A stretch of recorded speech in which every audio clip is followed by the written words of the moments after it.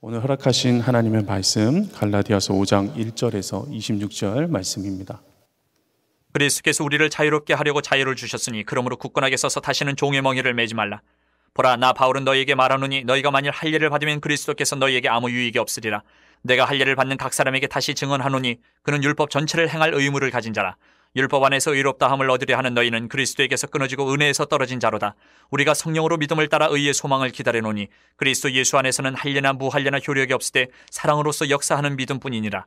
너희가 다름질을 잘하더니 누가 너희를 막아 진리를 순종하지 못하게 하더냐. 그 권면은 너희를 부르신 이에게서 난 것이 아니니라. 적은 누룩이 온 덩이에 퍼지느니라. 나는 너희가 아무 다른 마음을 품지 아니할 줄을 주 안에서 확신하노라. 그러나 너희를 요동하게 하는 자는 누구든지 심판을 받으리라. 형제들아, 내가 지금까지 할례를 전한다면 어찌하여 지금까지 박해를 받으리요. 그리하였으면 십자가의 걸림돌이 제거되었으리니 너희를 어지럽게 하는 자들은 스스로 베어버리기를 원하노라. 형제들아, 너희가 자유를 위하여 부르심을 입었으나 그러나 그 자유로 육체의 기회를 삼지 말고 오직 사랑으로 서로 종노릇하라. 온 율법은 내 이웃 사랑하기를 내 자신같이 하라 하신 한 말씀에서 이루어졌나니 만일 서로 물고 먹으면 피차 멸망할까 조심하라. 내가 이르노니 너희는 성령을 따라 행하라. 그리하면 육체의 욕심을 이루지 아니하리라.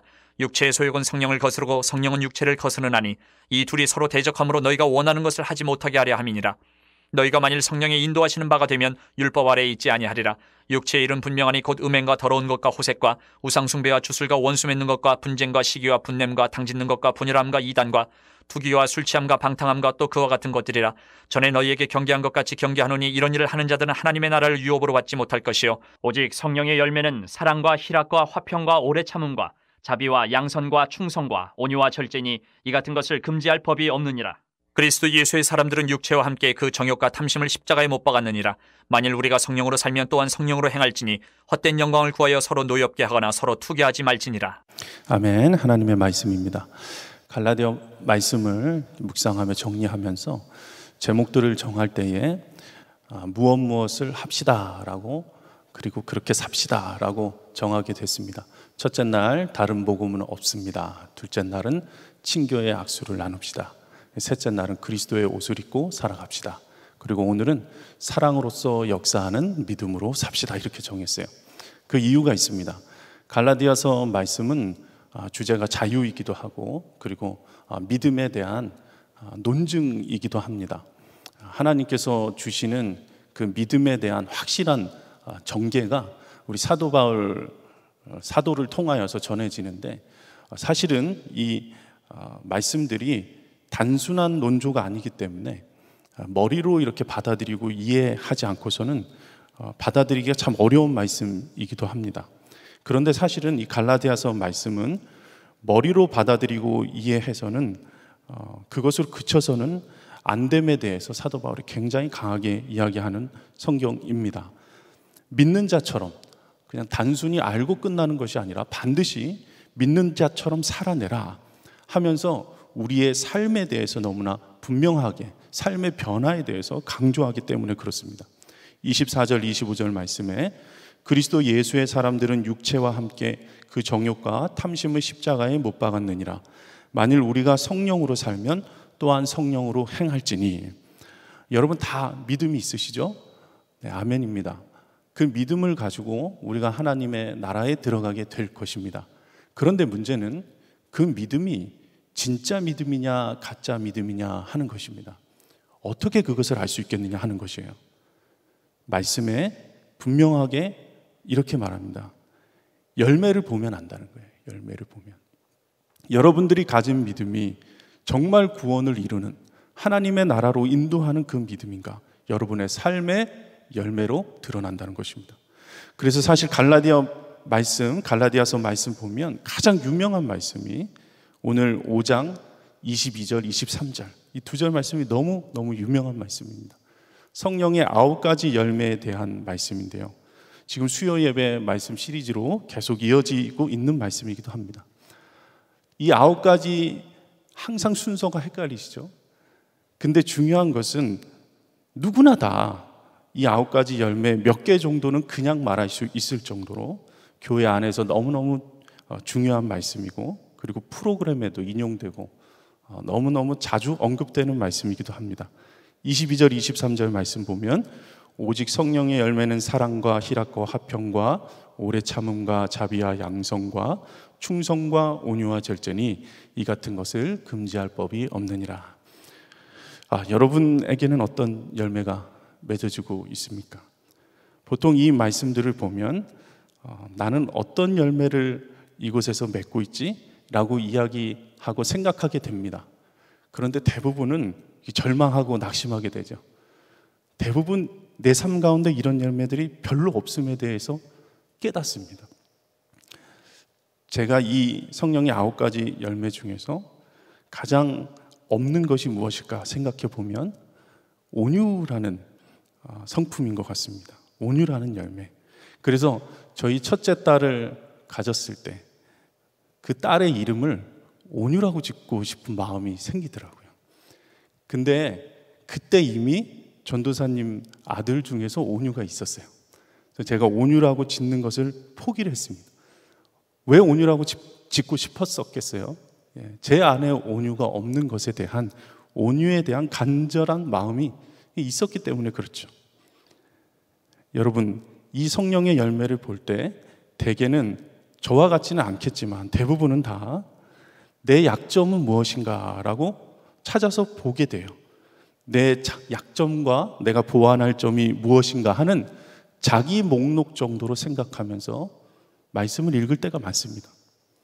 그런데 중요한 것은 이 열매들이 내가 점검해서 없는 것을 깨닫는다고 맺어지는 것이 아니라는 것이죠. 온유가 없다고 해서 내가 열심히 온유함을 갈고 닦고 배운다고 해서 맺어지는 것이 아니라는 것입니다. 어디에 붙어 있는가 하는 것이 너무 중요하다는 것입니다. 사실은 우리가 내가 어떤 사람인가를 나를 계속 생각하고 묵상하면 절망일 수밖에 없습니다.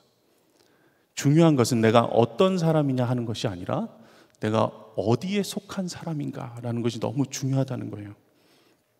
내가 원가지에 잘 붙어 있으면 반드시 싹이 나고, 그리고 꽃봉오리가 달리고, 그리고 꽃봉오리가 활짝 꽃을 피고, 그리고 언젠가 그 꽃이 지지 않습니까? 그리고 그 자리에서 열매가 나는 것이죠. 붙어 있을 때에, 끝까지 붙어 있을 때에 그 일련의 과정을 다 거쳐야 열매가 맺어지는 것입니다. 그런데 대부분은 붙었다가 떨어졌다가 붙었다가 떨어졌다가 하니 열매를 맺을 겨를이 없는 것이죠. 우리가 붙어 있어야 한다는 것은 너무 잘 아는데 매 순간 한순간도 떨어지지 않고 붙어 있는 부분에 대해서는 굉장히 실패하고 무너질 때가 많다는 거예요. 대부분 꽃이 필 때까지는 잘 붙어 있는 것 같습니다. 화려한 꽃이 지고 나서가 문제입니다. 완전히 낙심된 순간이 찾아오는 것처럼 내 인생에 화려한 꽃이 지고 나서는 그때 그냥 이제 나는 열매를 맺는 가지가 아닌가 보다 하고 스스로 정죄하고 이제는 내가 붙어 있어서만은 안 되겠다. 내가 뭔가는 해봐야 되겠다. 그리고 꽃을 사러 가는 거예요, 실제로. 그리고 열매를 사서 달려고 하는 거예요. 무엇인가 하나님을 의지하던 것에서부터 돈을 의지하기 시작하고, 해결할 수 있는 사람들을 찾아가기 시작하고, 또 아무것도 할 수 없는 경우에는 다른 사람의 열매만 보고 계속 부러워하고 있는 거예요. 직접 찾아 나섭니다. 어떻게 될까요? 내가 무슨 열매를 맺나, 나는 어떤 열매를 맺을 수 있는 사람인가, 그것을 깨닫기도 전에 그리스도에게서 그냥 끊어지게 되는 것입니다. 오늘 4절 말씀에 보면 율법 안에서 의롭다함을 얻으려 하는 너희는 그리스도에게서 끊어지고 은혜에서 떨어진 자로다. 율법을 지키는 것이 얼마나 많은 열심을 요구합니까? 보통 사람들은 아닙니다. 그런데 이 열심으로, 이 믿음으로 살았는데, 그것도 믿음이잖아요. 율법을 열심히 지키면 내가 구원받을 수 있다는 그 열심이 보통 열심은 아닙니다. 그런데 그 열심 때문에 오히려 예수님의 은혜 가운데서 완전히 끊어지게 할 수 있다는 것입니다. 믿음이라도 다 같은 믿음이 아니라는 것입니다. 여러분, 우리는 어떤 믿음을 가지고 이 땅 가운데 살아가야 할까? 오늘 5절 6절 말씀 이렇게 이야기합니다. 우리가 성령으로 믿음을 따라 의의 소망을 기다리노니 그리스도 예수 안에서는 할례나 무할례나 효력이 없으되 사랑으로서 역사하는 믿음뿐이니라. 5절 6절 말씀 가운데 믿음, 소망, 사랑이 다 언급되어 있습니다. 근데 여러분, 그 중에 제일은 무엇입니까? 사랑이죠. 왜 사랑이 중요합니까? 오늘 6절 말씀에 이야기했지만 그리스도 예수 안에서는 할례나 무할례나 아무 효력이 없다는 것입니다. 무엇뿐이라고 했나요? 사랑으로서 역사하는 믿음뿐이다, 그렇게 얘기했어요. 그리스도 예수 안에서 사는 것, 사랑으로서 역사하는 믿음밖에 없다는 거예요. 믿음을 통해서 열매를 맺으려면 반드시 그 믿음은 사랑으로 역사되어야 한다, 그렇게 얘기하고 있는 것입니다. 여러분께 묻습니다. 여러분, 믿음은 믿음인데 대체 사랑으로서 역사하는 믿음은 무엇입니까? 이 질문을 바꿔서 다시 한번 드려봅니다. 여러분, 믿음이 먼저입니까? 사랑이 먼저입니까? 아이가 태어나자마자 뱃속에서 나오자마자 부모를 만나게 됩니다. 그럼 이 아이가 부모를 보자마자 믿음이 생길까요? 아, 이것이 나의 부모구나, 난 정말 잘 태어났구나 하는 믿음이 태어나자마자 생길까요? 그렇지 않습니다. 오히려 세상에 나온 두려움으로 떱니다. 그리고 한없이 울기만 합니다. 그 아이가 태어나서 할 수 있는 것 아무것도 없습니다. 그저 우는 것밖에 없는 것이죠. 그런데 울면 살 수 있습니다. 왜 그렇죠? 그 울음에 반응하는 부모가 있기 때문입니다. 배가 고파서 울면 먹을 것을 주고, 아파서 울면 그 우는 아이보다 더 힘들어서 밤새 잠을 못 이루고 그 아이를 돌보는 사랑하는 부모가 있기 때문에 그 아이는 살 수 있는 것입니다. 자기도 싫어서 대소변을 싸놓고는 계속 우는 그 아이, 웃으면서 그것을 처리하는 것이 부모입니다. 이 아이에게 무엇이 생길까요? 내가 울었더니, 내가 이것을 필요해서 그저 울기만 했더니 그것에 대해서 채워주고 사랑해주고 돌봐주는 어떤 존재가 있다는 것을 깨닫는 거예요. 그리고 그 안에서 믿음이 자라기 시작하는 것입니다. 내가 이분을 정말 신뢰할 수 있는 분이구나, 내가 울면 반응하는구나. 여러분, 사랑이 먼저입니까? 믿음이 먼저입니까? 하나님이 사랑이시기 때문에 우리가 믿을 수 있는 것이죠. 사랑으로서 역사하는 믿음은 무엇입니까? 그 주님 안에 거하는 것을 말하는 것이에요. 아무것도 할 수 없이 울 수밖에 없는 그 순간이라면 다 된 것이죠. 그 울음을 가지고 주님을 부르면서 주님 앞에 나아가는 것입니다. 부모의 사랑 때문에 믿음이 생긴 것이지 우리의 노력으로 믿어지는 것이 아닙니다. 왜 믿음이 근데 자라지를 않을까? 이 믿음이 왜 자라지를 않을까? 부모의 품을 계속 스스로 떠나는 겁니다. 왜 자꾸 남의 부모한테 가서 우냐는 말입니다. 여러분, 가끔 길을 걷다가 길을 잃어서 막 울면서 헤매는 아이를 보신 적 있으실 거예요. 그 보면은 너무 걱정이 됩니다. 가서 묻죠. 가장 먼저 묻는 게, 너 엄마 어디 갔니? 엄마, 너 집이 어디야? 너 왜 울고 있어? 이것을 묻지 않습니까? 걱정이 돼서 안절부절하고 안타깝기도 하고. 그런데 대개 잠시 후면은 어디선가 머리를 휘날리면서 달려오죠. 엄마이든 아빠이든 얼굴이 하얘져서 그 아이를 찾아서 달려오는 분이 계세요. 그러면 걱정, 모든 안타까움이 그걸로 그냥 끝인 것이죠. 엄마를 찾았으면 그걸로 된 것입니다. 여러분, 왜 우십니까? 여러분, 지금 어디 가서 울고 계십니까? 여러분의 집이 어디십니까? 너무 막막해서 아무것도 못할 지경 되셨더라도 괜찮습니다. 오늘 이 새벽에 주님을 부르시면서 눈물을 쏟아 놓으세요. 반드시 주님이 어디선가 달려오실 것입니다. 이것이 사랑으로서 역사하는 믿음입니다. 주님 안에 거하시고 한순간도 그분에게서 떠나지 않는 거예요. 반드시 어느 순간 나도 모르게 성장하고 믿음이 자라나 있습니다. 주 안에 거하는 믿음을 말하는 것이 사랑으로서 역사하는 믿음이다. 목사님, 그런데 아무리 기도해도 변하는 게 없더라고요. 아무리 기도를 해도 대답을 안 하세요. 대답을. 나에게 뜻을 알려주면 내가 그렇게 순종할 텐데 말씀을 안 하십니다. 그렇게 이야기하실 수 있겠어요? 정말 그렇습니까? 정말 하나님께서 아무 얘기도 안 하십니까? 여러분, 아이가 어렸을 때 품에 안겨서 우는 아이에게 부모가 해줄 수 있는 말이 무엇이 있을까요? 그래, 알았어. 그래. 사랑해 내 아들. 그래, 알았어. 이 얘기 외에는 해줄 수 있는 것이 없는 것이죠. 아이가 커야, 그리고 자라나야 무슨 이야기를 하죠.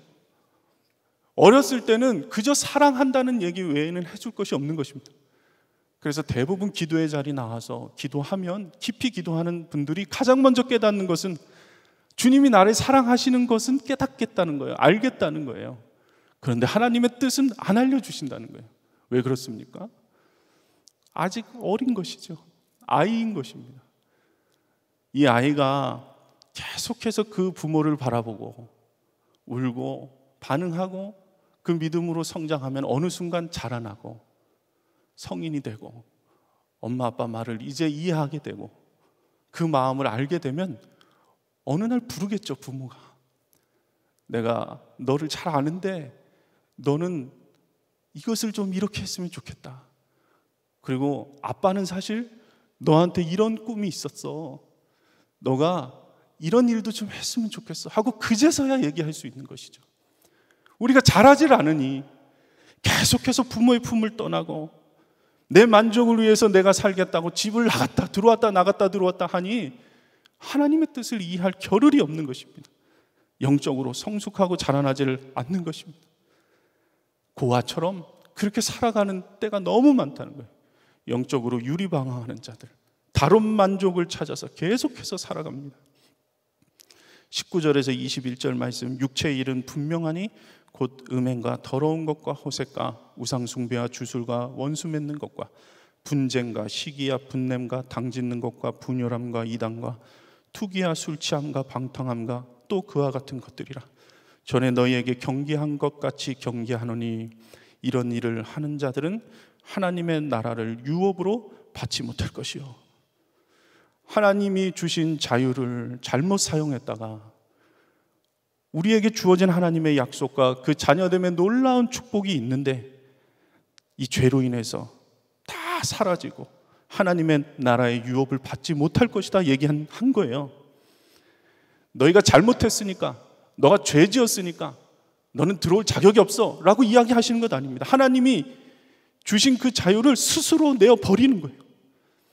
죄를 지어서 이 죄로 인하여서 이 죄가 얼마나 무서운지 이 둘째 아들이 아버지의 집을 떠나서 허랑방탕하게 생활하는 것도 참 죄인데, 그것도 무서운 일인데 돈이 다 떨어지고 나서야 그제서야 아버지 집이 있었지 하고 그제서야 깨달아요. 근데 스스로 한다는 말이 어떻게 말하냐면 지금부터는 아버지의 아들이라 일컬음을 내가 감당하지 못하겠나이다. 나를 품꾼의 하나로 보소서. 이렇게 스스로를 하나님께서 자기의 생명을 주셔서 아들로 삼으셔서 하나님의 나라의 유업의 상속자로 그렇게 세우셨는데, 우리를 자녀로 삼으셨는데 이 죄로 인해서 나는 하나님의 아들 아니라는 거예요. 자기 스스로 나는 자녀가 되지 못하고 나를 다시 종으로 삼아달라는 거예요. 얼마나 무서운 일입니까, 여러분? 하나님께서 주신 그 십자가의 그 놀라운 은혜를 죄로 인해서 스스로 버리고 다시 종이 되겠다니, 이 얼마나 기가 막힌 일입니까?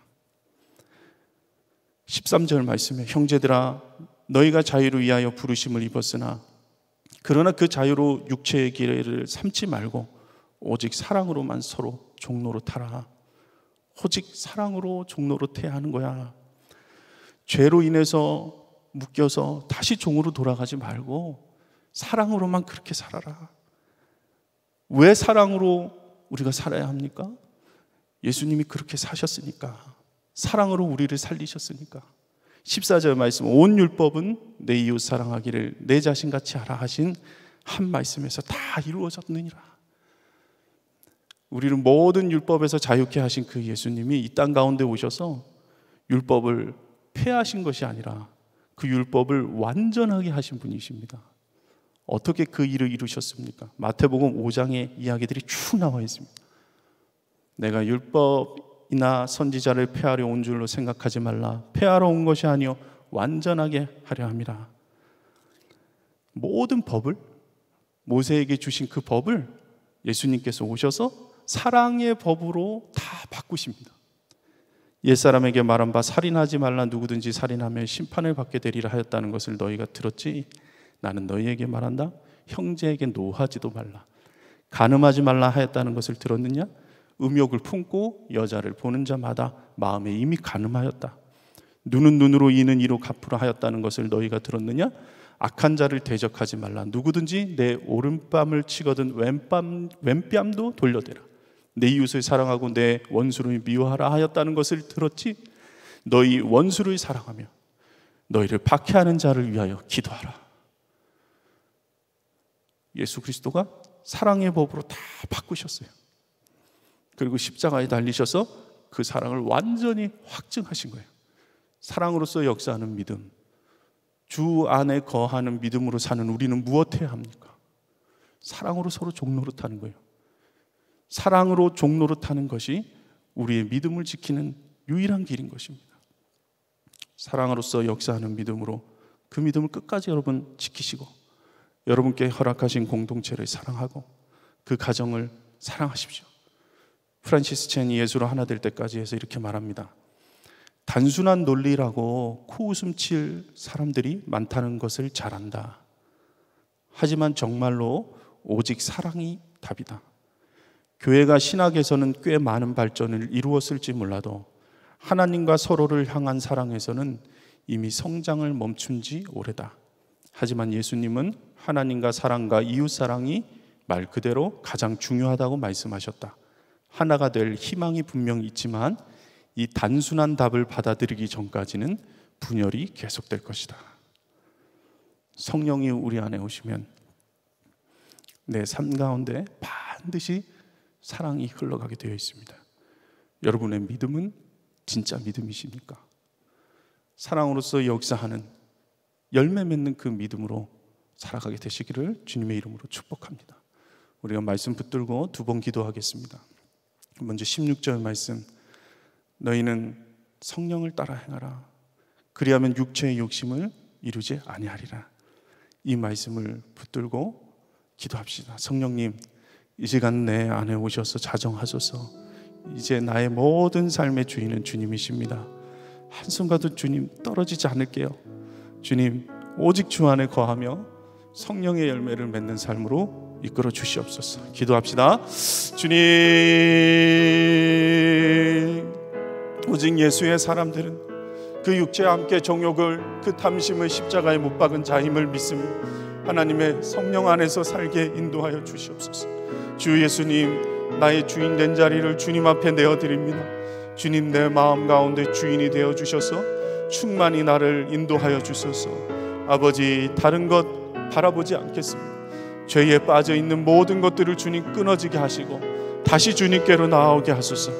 주님, 오직 오늘도 나와 함께 하신 성령을 따라 사는 삶으로 나를 인도하여 주시옵소서. 주 예수님, 충만히 인도하여 주시옵소서. 내 육체와 함께 정욕과 탐심을 모두 십자가에 못 박았음을 믿습니다. 하나님, 인도하셔서 아버지 성령으로 아버지 살게 하시고 주님 아버지 충만히 인도하여 주셔서 그 예수님 아버지 나를 위하여서 자신의 생명을 내어주셔서 우리를 구원하신 그 하나님의 아들을 믿는 믿음 안에서 우리가 살게 역사하여 주시옵소서.